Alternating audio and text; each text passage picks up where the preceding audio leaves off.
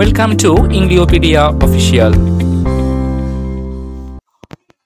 আজকে শিখব আমরা টিএইচ এর উচ্চারণ কখন দ এর মতো হয়।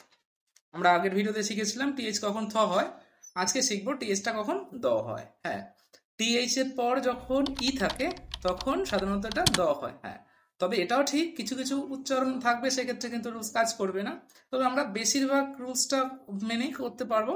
দু একটা শব্দ যেগুলো ব্যতিক্রম রয়েছে সেগুলো আমরা একটু মুখস্থ রাখবো বা আমাদের প্রতিদিন ব্যবহারের মাধ্যমে কিন্তু সেগুলো অবশ্যই আমাদের মনে হয়ে থাকবে, আমরা সহজে ভুলবো না। তো এইভাবে কিন্তু আমরা মনে রাখতে পারবো। তো যাই হোক, আজকে যেটা আমরা বলতে চাইছি সেটা হলো টিএইচ এর উচ্চারণ কখন দ হয়।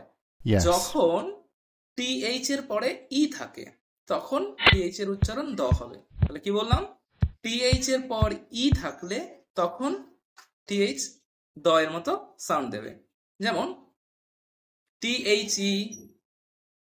THERE, THEM, THEN।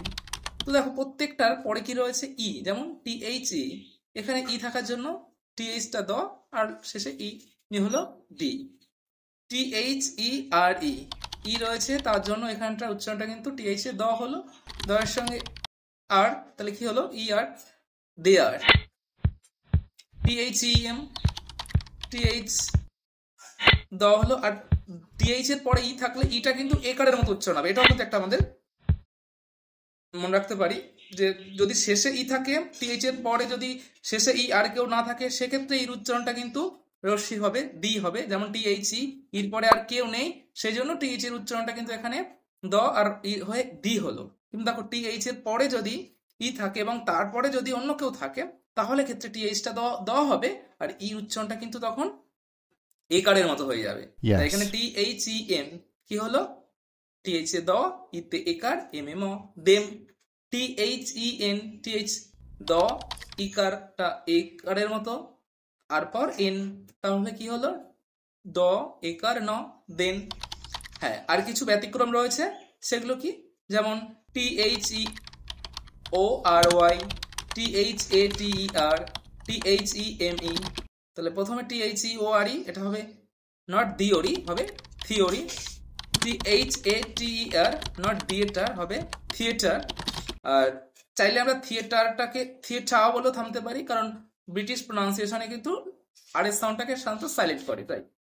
R THEMA, এখানে উচ্চারণ হবে থিম, নট দিম। তো এই হলো আমাদের ব্যতিক্রম সাউন্ড।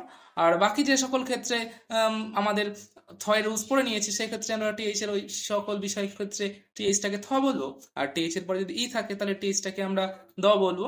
তো এই ছিল আমাদের আজকে টিএইচ এর সেকেন্ড উচ্চারণ, অর্থাৎ দ কিভাবে উচ্চারিত হয়। তো আমাদের দুটো ভিডিওতে কিন্তু আমরা পুরোপুরি আলোচনা করে দিয়েছি যে টিএইচ কখন থ আর কখন দ হবে। তারপরেও যদি কোনো রকম সমস্যা থাকে অবশ্যই আমাদেরকে জানাবে, তো আমরা কিন্তু পরবর্তী ভিডিওতে সেগুলোকে নিয়ে আর